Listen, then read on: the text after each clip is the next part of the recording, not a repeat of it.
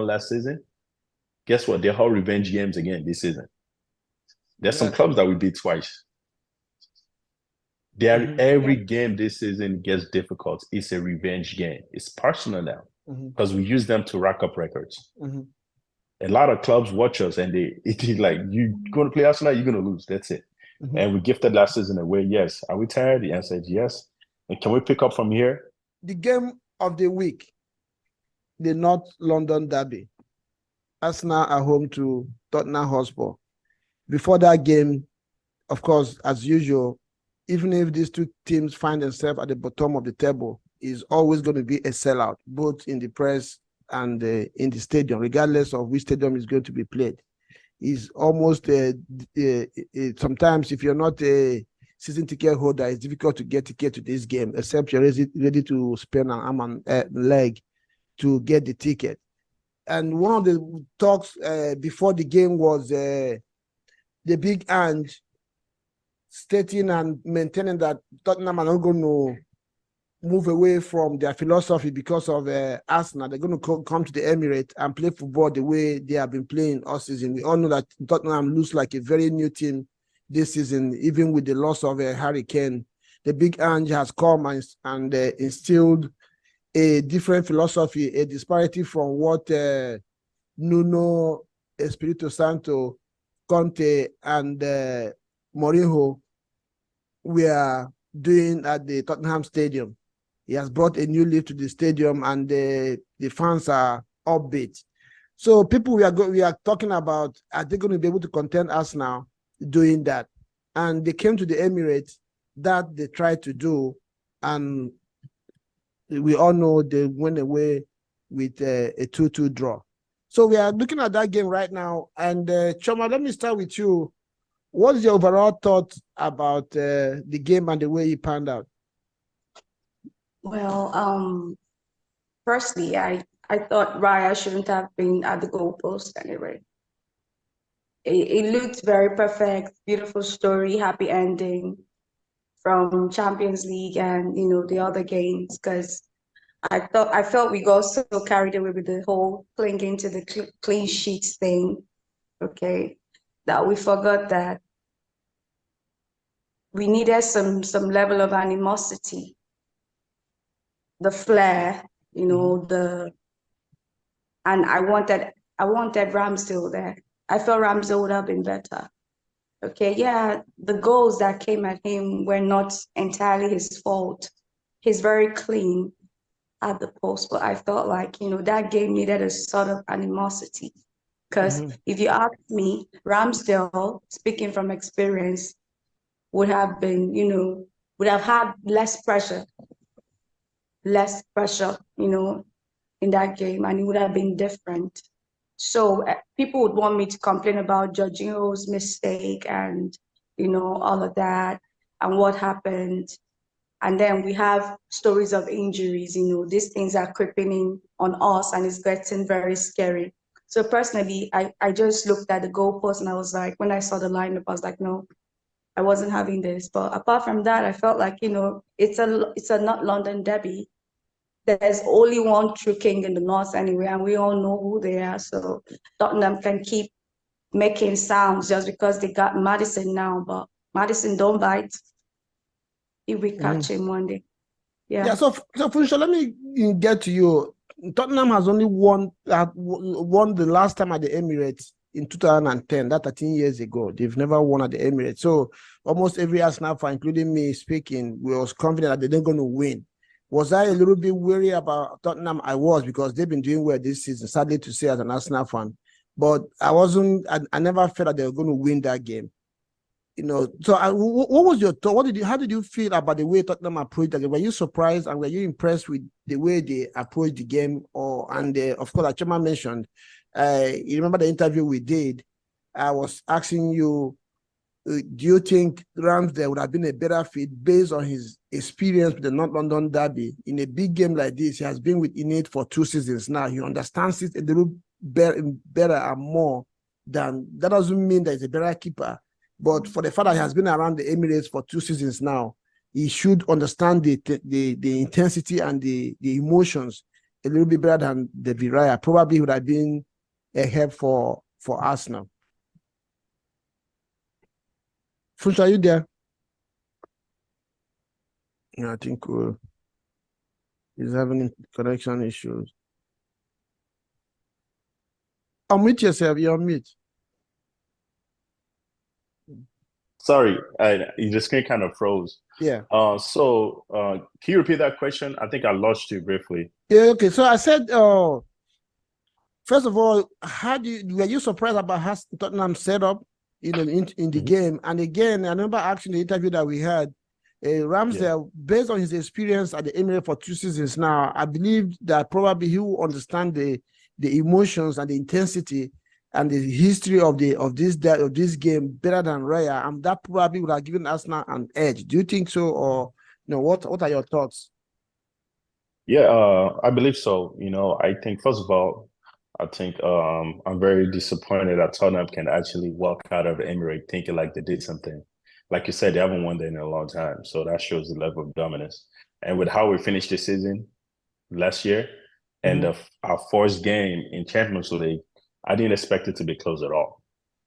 And I side with my fellow podcast person that when she mentioned that she thought Ramsdale would be better off.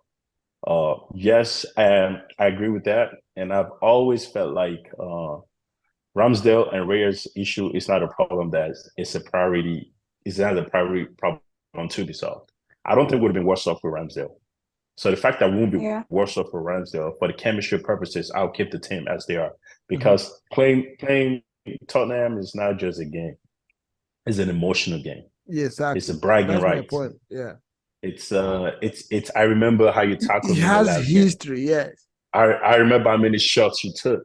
I remember what goal you scored, and I'm gonna make sure you don't score it again. So I think Ramsdale should be in that goal post for that game. And regards to the question, am I shocked that Spurs played that well? Spurs actually have the issue of starting the season out very well.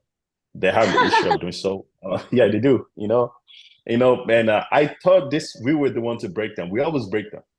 I expect us to beat them. Then after that, they go downhill from that. So I'm very disappointed that we can't give them that gut punch that I suspected. And in terms of our lineup, I think Mikel kind of overturned the game. Okay, you're frozen again. We have. He got us to Champions League. I believe in him. I think he can do it again. And look at the season. I keep telling people, like at Football News, we've looking at stats. It's defense the best thing to focus on our offense. And you look at City. There's a season that they won the Champions League and they consider just enough goals even more than Arsenal, and they still won the league. Yeah. So should you solve goalkeeper problem or should solve Nketiah problem? And we might get to that later on. But to answer your question, and Tottenham, I think they give us the fight because they're getting beat up so many times. You want to fight back. They try to fight back. I didn't think they fought hard enough. It didn't hurt us. We gave them that game. Both goals came off mistakes. It was a gift. It's like, here's the game. You can have it. Jorginho, we'll get that later on, but I didn't rate the guy at all. Okay, so yeah, Shaba, let me ask you, looking in from outside as a United fan, like I said before on a United game, sometimes results are paper over cracks. Somebody can say, I Tottenham came to Emirates, played expansive football, got away with a result.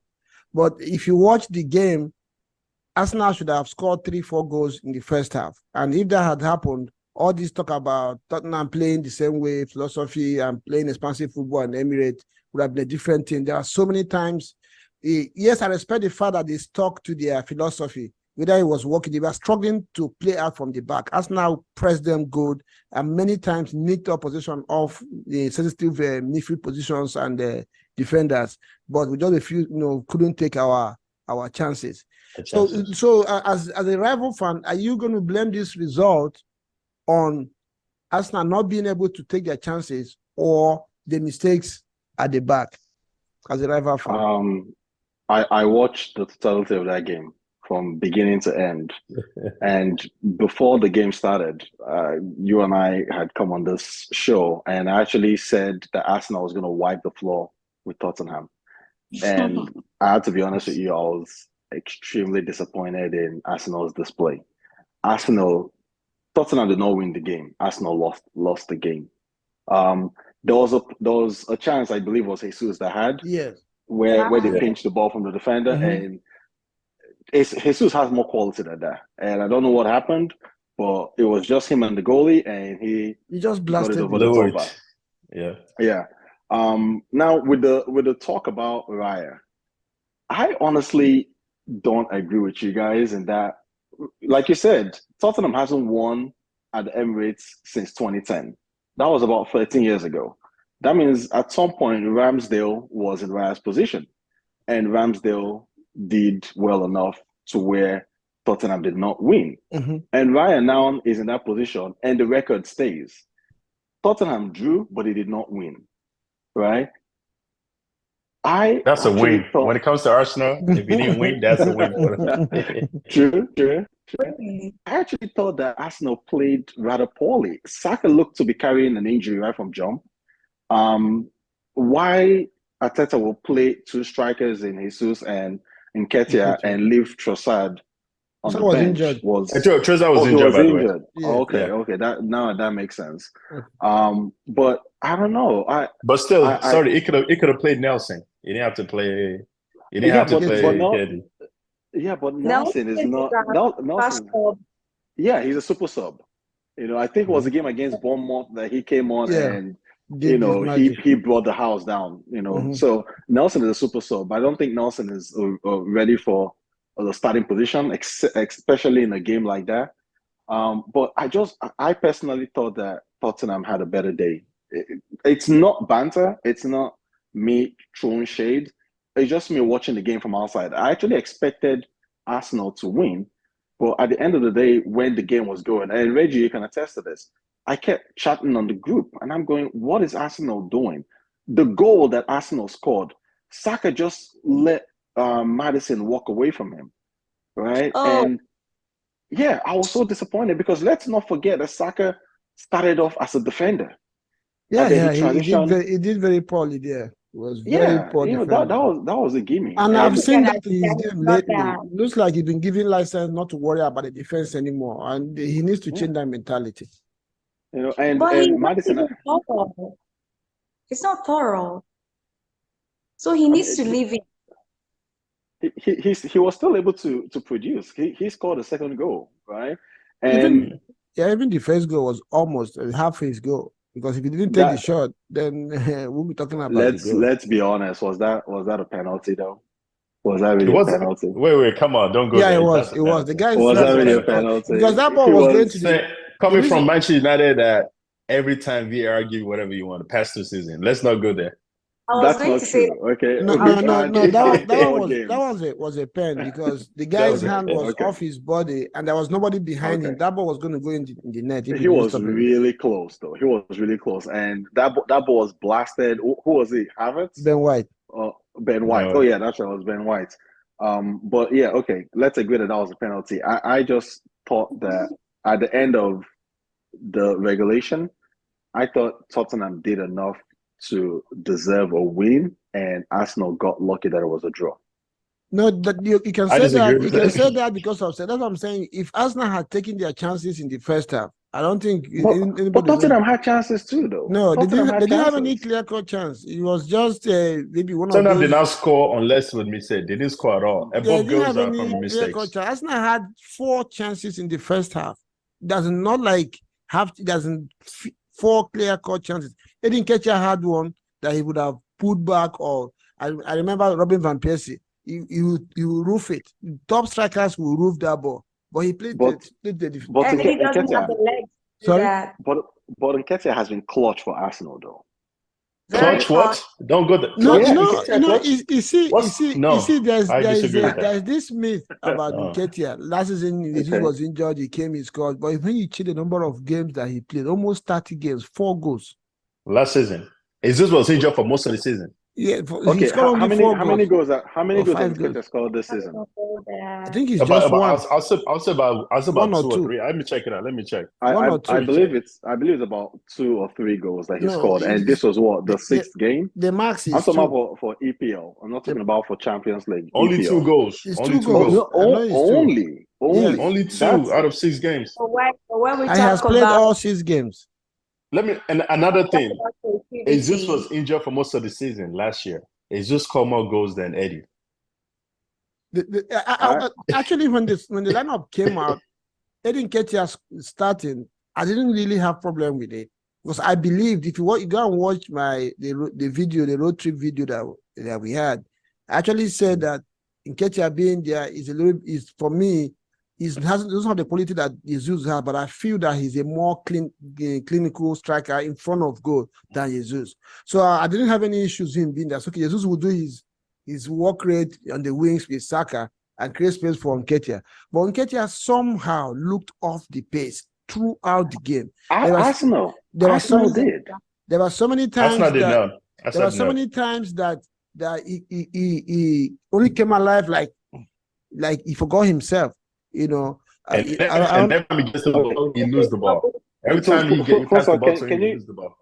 I don't remember what the stat was at the end of the game, but I really remember that at halftime, Tottenham had outpossessed Arsenal. Yeah, 57 to 43. 57 to 43. Okay. So you want to tell me that based on those stats, you're telling me that Arsenal was not out of it? No, sometimes stats are confusing. If you really watch the game, you remember that the possession that Tottenham had was mostly in their half. There was no time. It doesn't Arsenal matter. Was this in is danger. Arsenal. No, it does. Sometimes Arsenal's DNA. They are certain clubs. Arsenal, Man City, Barcelona.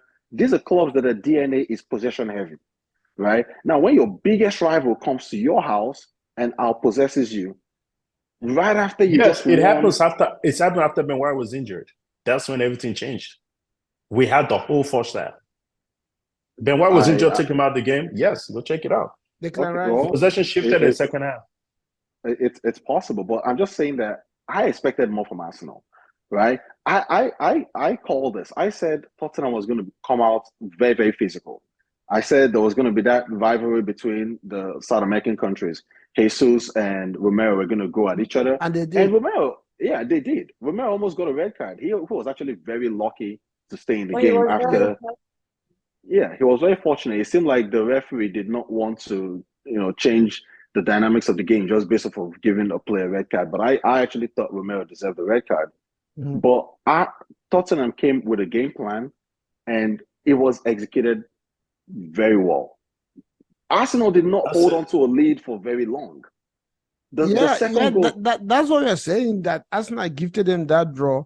And every Arsenal fan, I know we're just having a conversation, but every Arsenal fan is disappointed. But let's even move to the coach. Let me ask you guys, Chioma, a lot of Arsenal fans are furious. Sorry, guys, I'll have to take my bow at this point. Yeah, that's fine, bro. Thank you very much, and bye for being on the show. Yeah, thank you.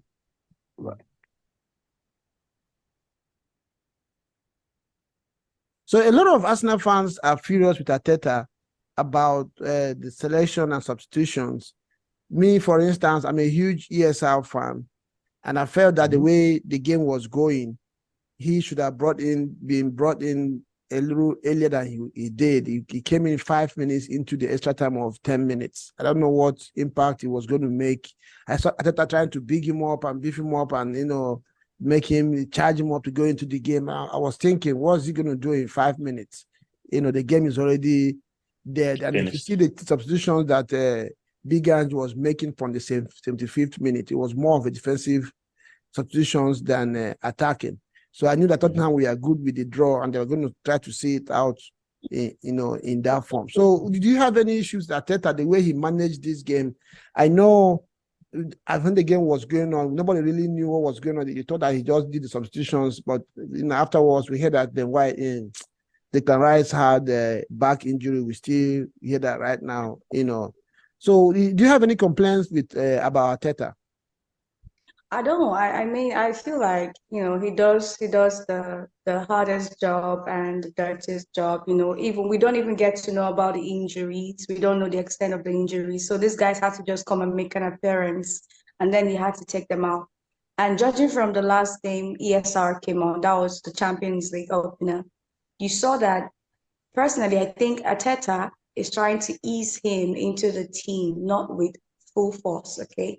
You remember how, there was a roar in Emirates when he came out. Arteta mentioned, he said it was very emotional. Okay. He was actually very excited that, that amount of support reception, is for the reception for him. So ESR, very beautiful player, has many years ahead of him. Okay. Is doing well for himself. He will do good. But that kind of player, you need to ease him into the team. Yeah, he's been around for, a little while, but football has kind of changed. Arsenal football has kind of changed, all the while he was away, injury and all of that. So for me personally, I don't think I have a problem with, Arteta yet. Okay. When I have a problem with him, everybody will know. So Funsho, let me ask you, there's one other thing I wanted to talk about, about that game. And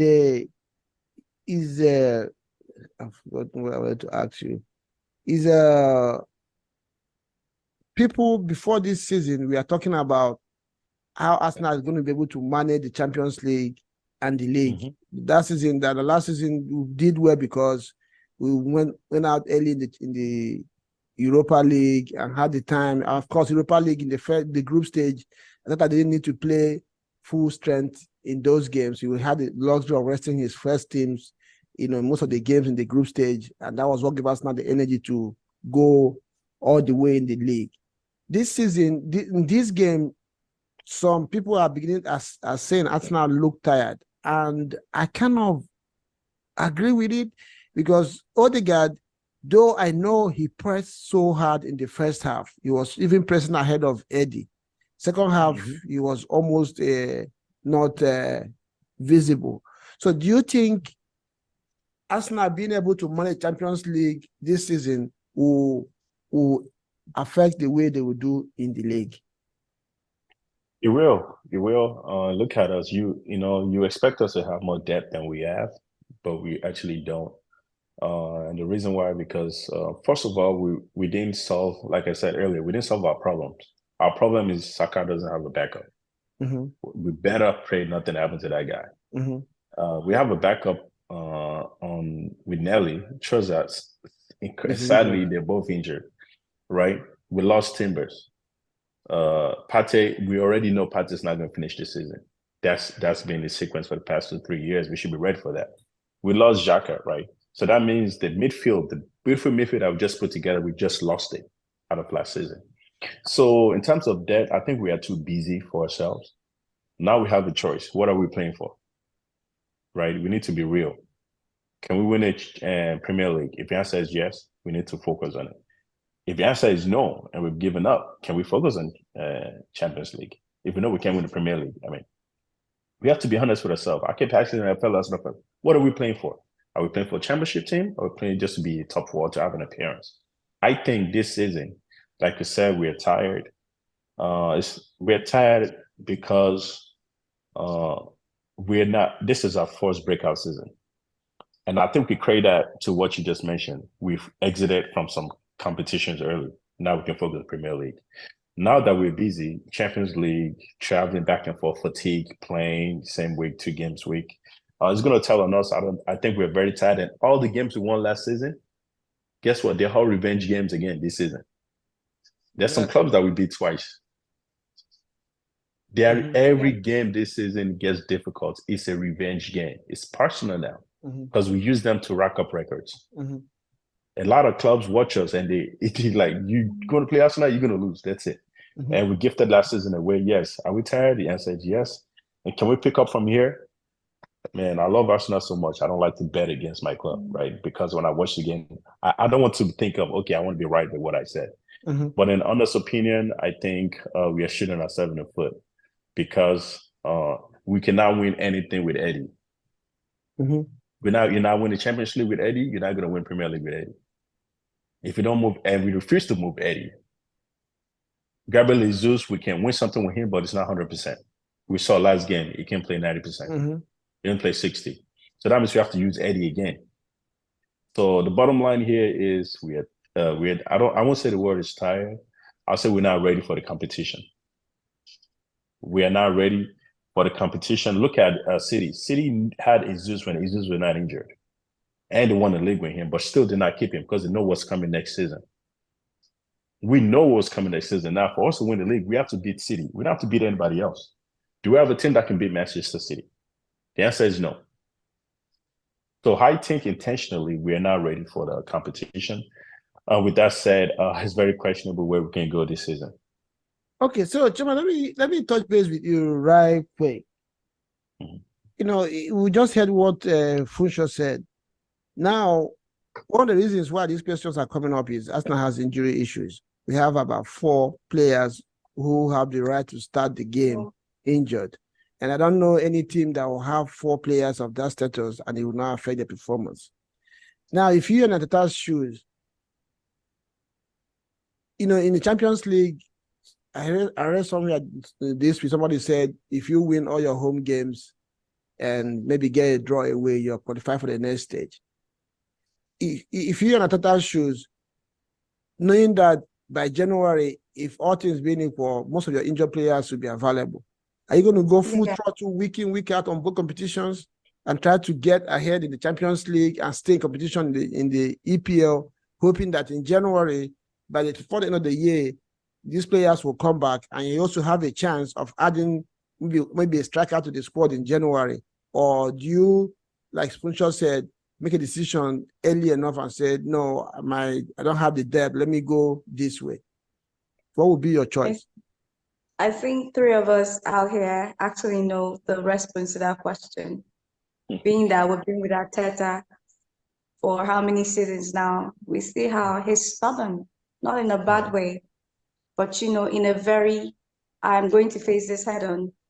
So I don't think that man is not going to say, okay, you know what, let me beat this down to get up here. You know, for sure, you're right. We're not ready. Looking at the injury list and all of that, we can't do this, but Arteta is not going to stop. And I think, personally, I think he's a bit lucky going on from the Champions League, because seeing the other clubs that we have to play, since we've done the boogeyman, okay, so I think we can edit, we can Nketiah those ones, okay, and Jesus anytime we want to. But do we need to like get our ass together? And I hear, you know, there are some speculations about Tone in January.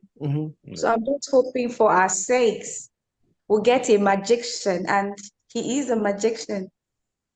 Seriously. I hear you, and I think the Kroenkes look like they're not scared to pick up their 3 months. We have 3 months to January, guys. We can lose a lot. Yeah, if I'm to answer that question, I ask you guys. I think for me, Arteta should go full throttle in both competitions from now to January. You know, because even if there's nothing is guaranteed in football. There's something that Thierry Henry said last week when he was asked if Arsenal can win the Champions League after we play PSV. He said that sometimes in competitions like this, you just hope you're on the right side of the competition, of the fixture. And you know, every time, even in the World Cup, most times it looks like the stronger teams are always on one side. So if you are fortunate enough to be on the other side and you're one of the strongest team on that route, you tend to make it. Just like how Inter Milan got to the finals last season. I don't think there's anybody that predicted that they will make it to semi-finals at the beginning of the competition. But because they found themselves on that side, they met AC Milan in semi-finals. They found themselves in the finals. So I don't think it would be right for Arteta to throw in the towel right now on the Champions League. I'm hoping to just go all the way in EPL, or throw in the towel in EPL and believe that he's going to win the Champions League. It worked last year. We gave up Europa and those things. But would you still win the league? Would you still win the league? And I don't think he's throwing the towel in Europa. That thing just happened. It just happened. So I think the Arsenal should go full throttle week in, week out on this game, especially the first 2-3 games in the Champions League. If you manage to get maximum points in the first 3 games, then you can ease it out, because regardless, you just need 3 or 4 points to make it to the next round. And then, of course, he goes on break for 2 months. We go again on the EPL and wait for January to come. So that's how, for me, I will approach it. I don't think we have been spoiled a little bit at Arsenal fan based on what we saw last season. That now, there's a microscope for every action, every step, every Arsenal player or coach takes. Is being magnified and analyzed in a different dimension. Yeah. Last season, everybody was thinking that it was a fluke. Now, most people are trying to, like you said about revenge, most people are trying to say, yeah, that last season was a flash in the pan. So another thing I wanted to talk about is... Before we go there, I have a question for you, Jim. Okay. And on that topic, since you said you should go full blown, structural and games, do you think we have the players to do it? Yes, we do. The thing is, there's one thing Arteta has done this season, and the reason why most people are complaining about Arsenal is because he has changed the way we approach games. Arsenal is no longer ferocious. They will have a little bit more of control, and the pace at which we play games has reduced. And the reason why I think he did that is to conserve energy for the players. Because if you remember last season, the way we were playing, Ben White never finished any game until Tomiyasu got injured. At the 65th minute, he's done because he was running that flank up and down all game until he gets subbed. The same thing on the other side. So, but now Arsenal plays a little bit with a slower pace, try to control the games without running, but by keeping opponents at bay. Like what Chioma was talking about, the possession that Tottenham had. I saw that spell, but that spell happened with no risk to Arsenal. Most of the time, the ball was in Tottenham's half or the center circle.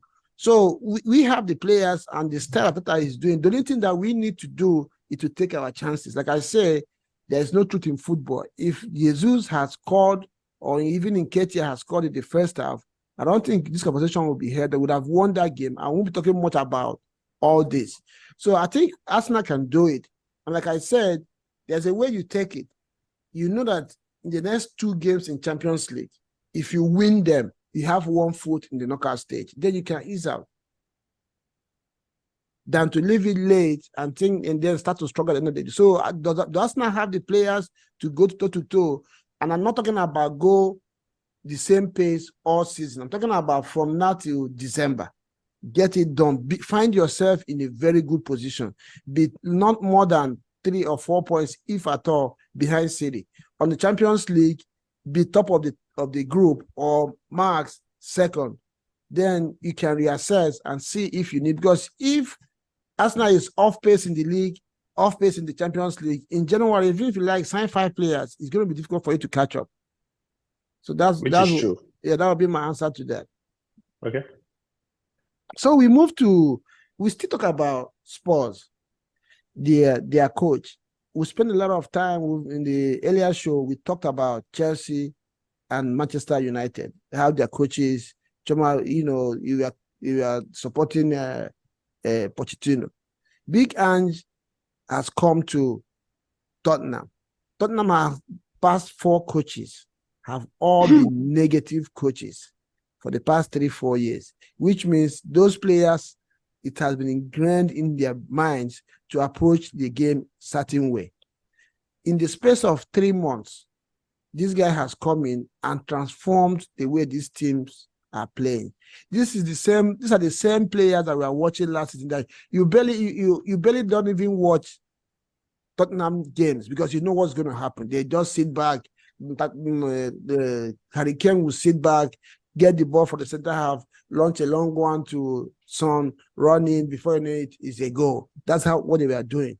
But this time has come, he has taught this philosophy and has developed these players to accept it, to believe in it. They make mistakes, but they look good in the eye.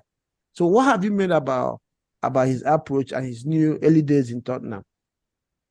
Well, early days, is it even time? I'm not beefing the man though. I think he's cute and all of that, but coming in to Tottenham let's not even talk about Tottenham players like that. They have very quality guys, just that they don't know how to use their legs and use their heads sometimes.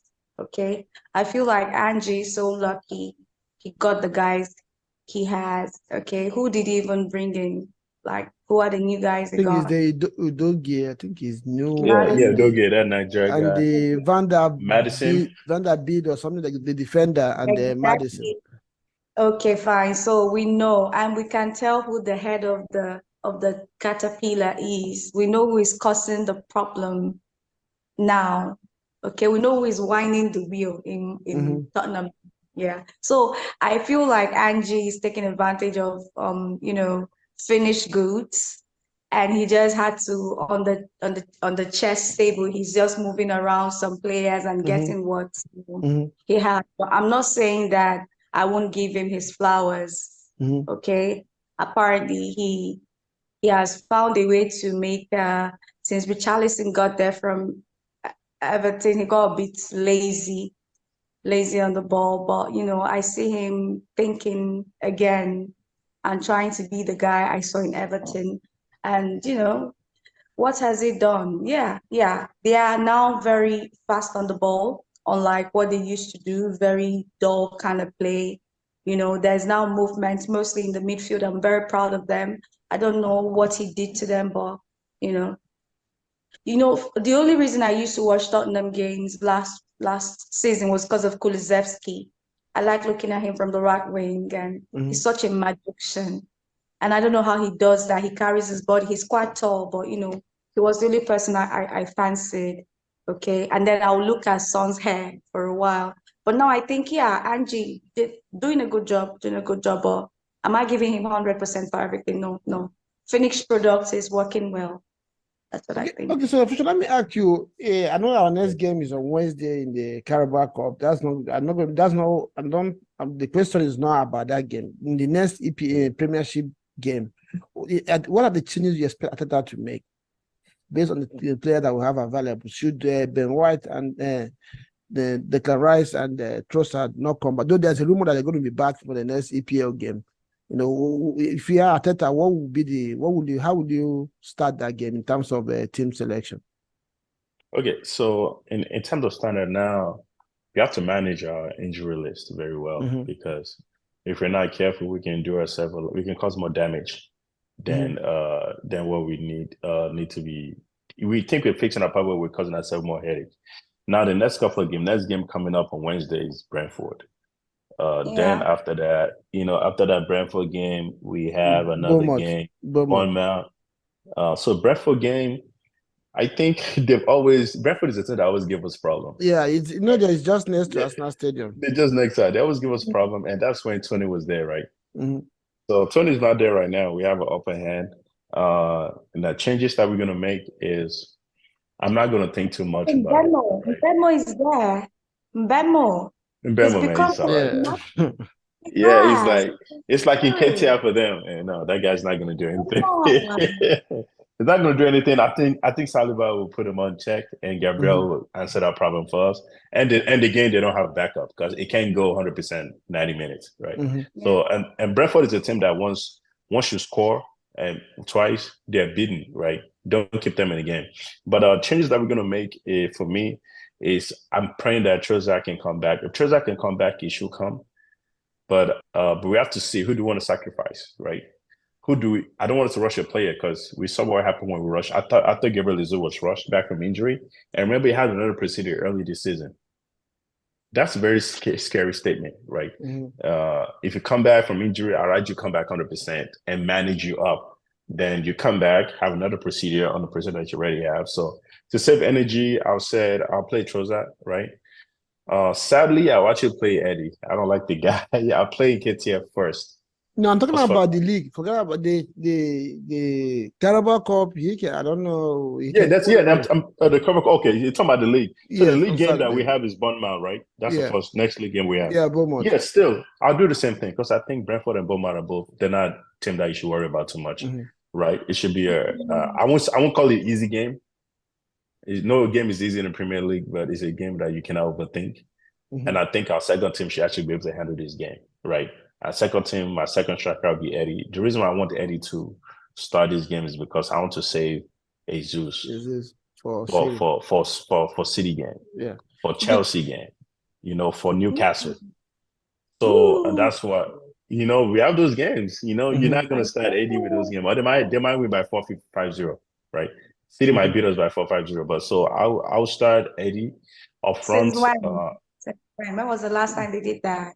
No, he said Man City? If you don't have those players, they can. Yeah, but don't forget that City are going to lose, miss Rodri in that game, and they don't have. They're going to miss Rodri in that game. But I think City is a very compact team, right? KDB is supposed to break that team down, but for some reason, it took 14 about a game or two to get him.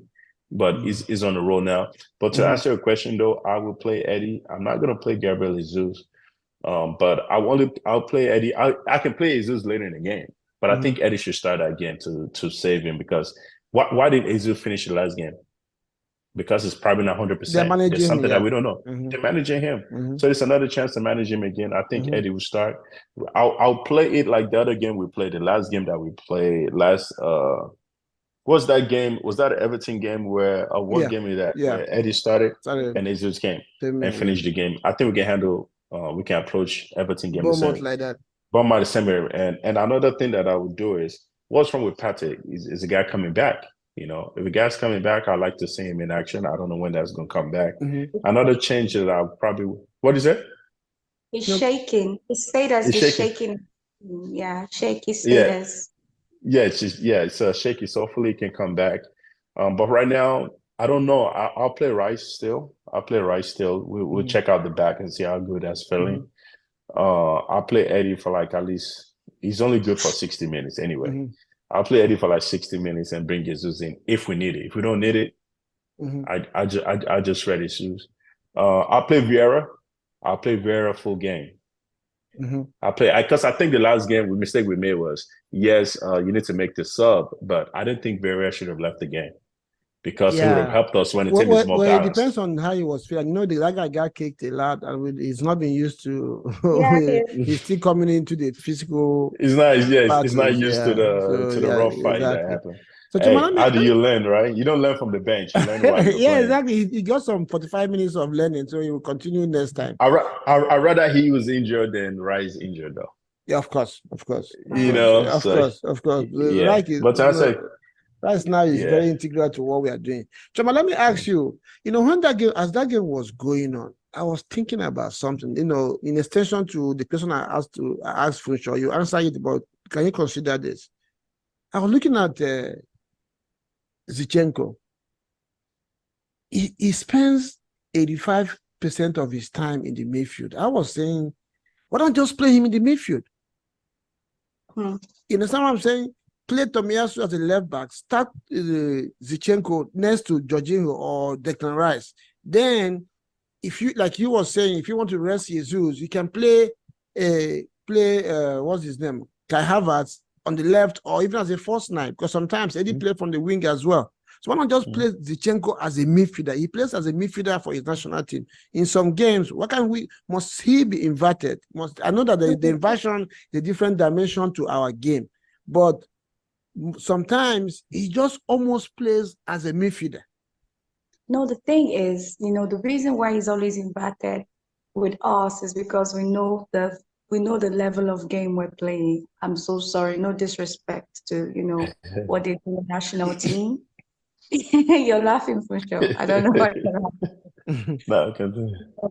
We're playing serious games every day, and putting him directly in the midfield is going to cause us some heart palpitations that we won't like. We know he's very creative. We see how protective he can be of the ball. You see how he shares passes. Don't you guys get it? If that guy goes to that midfield, totally, it's a waste. It's a waste. We will be lost. Did you see what happened to us when we didn't have him? When we didn't have that? Yeah, exactly. That's what I'm saying. Why not just have him in the midfield?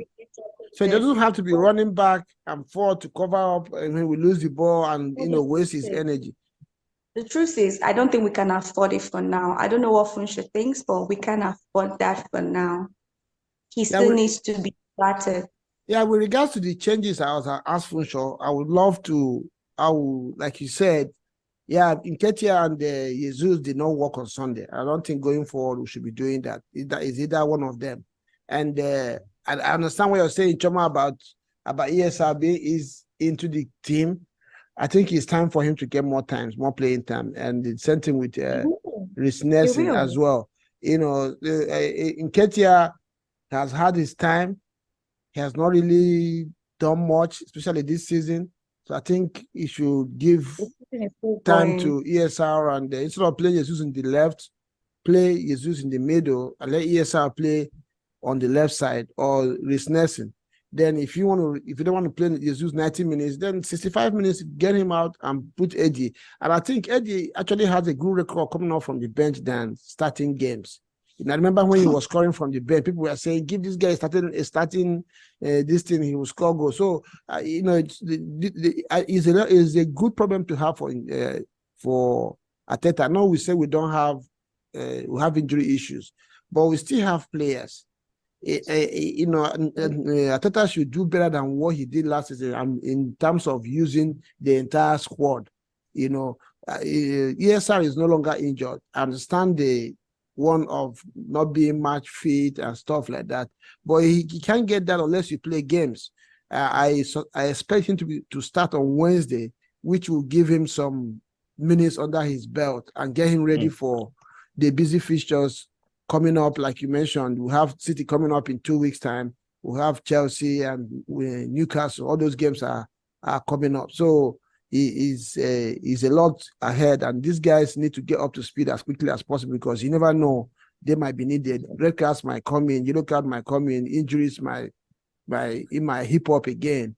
You know, so Arteta should give these guys more minutes and get them ready for the coming games. I have a question. With question that you had, Chioma, and she gave a take on that. I agree with her. I agree, but I also know that Nketiah can do anything.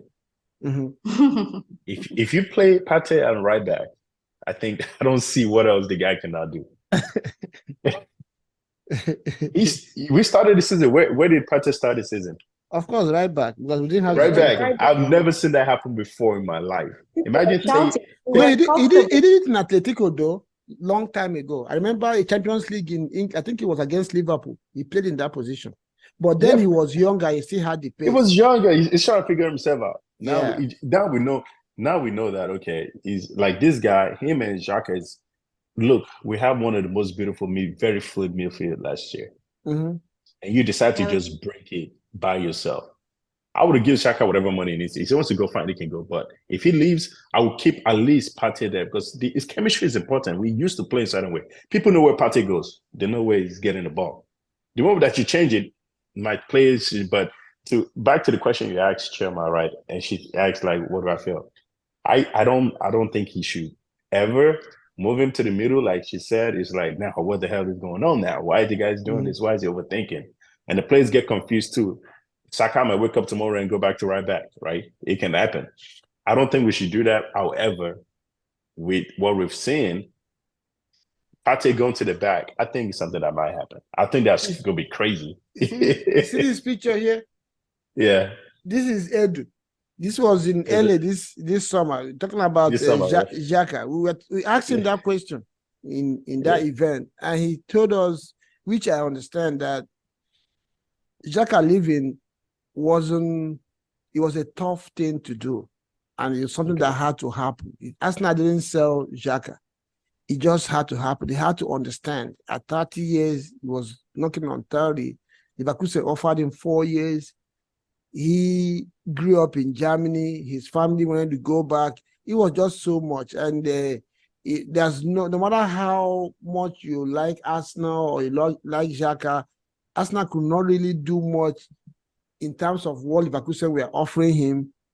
Xavi, unofficially, we heard that, told him he was going to build the team around him, make him the captain and stuff. You know, it was just, there was so much. Xhaka didn't want to go himself, but at the same time, you know, the scenario it was just something that was meant to happen. And sadly, it happened. So it wasn't like Arsenal sold him for money. No, he just... No, that's fine. No, that's fine. He left, right? Yes. Now we have one. It's like you have two teams that know your house. Like you have two security guards at home. One left, you move the other one to the kitchen in the back. I wouldn't do that. I'll still keep the other one security guard outside while I to be honest, I'm with you on that one. I didn't understand Partey going to play the right back. Right back. I just believe that Arteta was trying out some things, preparing for eventualities in future. Remember, at the end of the season, something happened, and so probably he was just using the beginning of the season to try something, waiting for Zinchenko to come back, Gabriel to come back, and go back to how we use. Unfortunately, as these guys were coming back, Partey got injured, and everything went back to. Did he get injured or he started playing right back? Because I don't know when the injury happened. No, he's injured. But Partey now that he doesn't go 5-6 games without giving me something to worry about. So that's what I feel on that one. It's really tricky for Arsenal right now, but I think we still have enough to. And another one to also talk about briefly before we round up is Kaihavertz. Did you guys notice anything new about him in that game? He's new. He's getting That's true. He just arrived. Welcome to Emirates, Kai. Did you guys see that his retrievals, Champions League, last game? There's something new about him. He's becoming sharper on the ball. Yeah, he's still not there, but there was a serious improvement from the Kai. He's not there yet, but I see the cute ways he retrieves balls with confidence. His face is lighting up, when he's doing that, and he's starting to have those very tiny, cute turnings. When you dribble somebody, collect the ball, you turn a little. You turn back and go. A player now. He's playing like a national player. So do you not notice anything? No, because I've been on the critical side of okay. First of all, see, I'm very biased, right? First, so you're one of the anti. He has a lot of conviction. He has, you know what? I always travel with Arsenal in the preseason. Every summer I travel with them. I just didn't have to go to LA. Mm-hmm. I travel with this team as soon as it comes. So I saw Kaihavertz in person. The whole Major League Soccer thing, I saw him. He had 15 chances to shoot on target against MLS team. None of it went on target. Now, and I saw him play, it doesn't know where to be. I think it was lost or something. So maybe he's figured himself now and knows where to play. And partly Arteta's fault because I don't Arteta even know where he's playing him at. The guy was just there, wondering. Is it first nine? Is it on the wing? Is it in the middle? Is it in the midfield? And I think he's lost. And also, he has to convince me a lot. And here's why. We have two beautiful teams in Premier League, Manchester City and Arsenal. Mm-hmm. You have to be so not a good player to look bad on those teams. Mm-hmm. All you have to do is not make mistakes. For you to fit in on Man City or Arsenal, all you have to do is make no mistake. And you're a beautiful footballer because the team is solid. He'll take more than two guys being useless for City or Arsenal to lose the game. All you have to do is do not, and he cannot help himself but not make this mistake that doesn't make sense.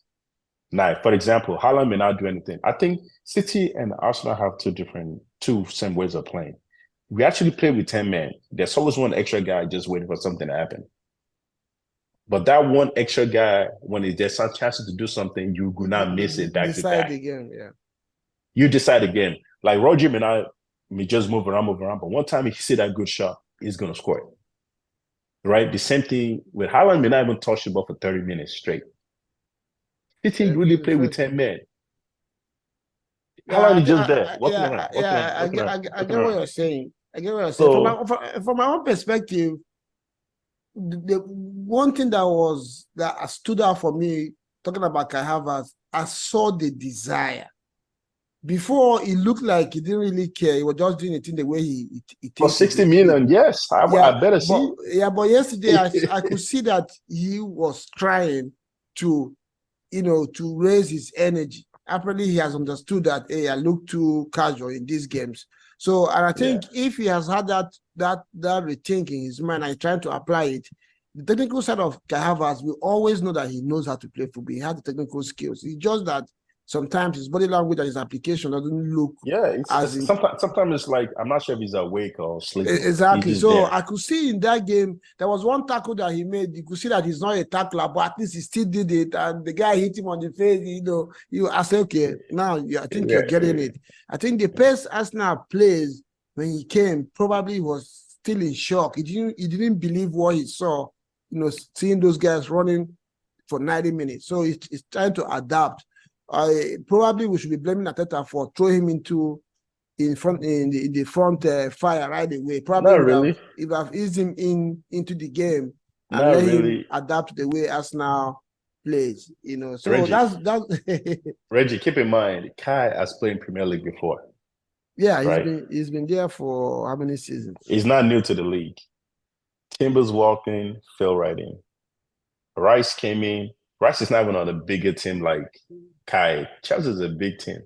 He has a lot of experience. Yeah, but I'm not making excuses for that guy. Yeah, no, but if you watch Chelsea and the way he played in Chelsea, he looked like a player, a sport brat that was given license to just do his thing his way. There was no pressure on him.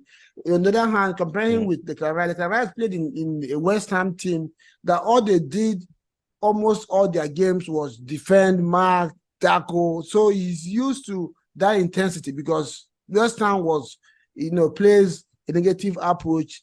So they were always under pressure. So Declan Rice is used to pressure. He's used to running around, all games. So probably might be a different or erroneous comparison. But one thing we can agree is that there was something new about Kaihavertz in that game, and long may he continue. I think we have done justice to this one. We'll come back again sometime, maybe on Thursday, to do our pre-weekend game show. For sure, we'll be glad to have you on that one. Thank you for coming on the show today. And our viewers, like I said, I remind you check out our description section. We're going to have Funsho's information there. He's doing very good bits with his football news platform. There's so much you can get from there. We're going to drop the link to the website on our description.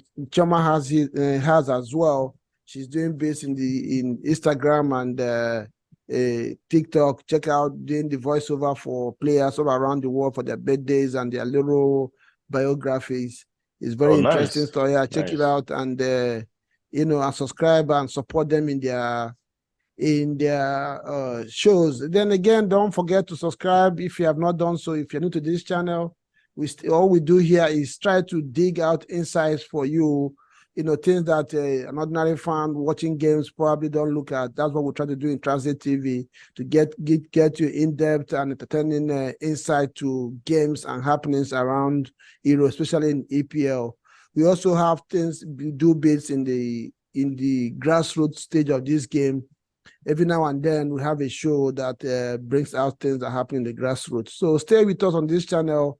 Subscribe if you have not done so, and continue to join our content and let us know your opinion in all the things that we have discussed today. It's a very packed one, very passionate and sometimes heated today. So join the groove and let us know what you think. Guys, thank you so much for coming on the show. Good to see you, Chioma. Thank you very much for staying awake. We know it's about 3:30 a.m. in Nigeria now. Oh, she's in Nigeria? Wow. Yes, she's in Abuja. 5 a.m. Wow. Already. Sorry, and thank you. Future, thanks for taking time from your busy schedule, stopping by with us today, and we hope to have you so much more on the show. Thank you, and we peace out, and thank you guys. Bye for now. Later. All right, Reggie. Have a wonderful day, guys. It is, sir.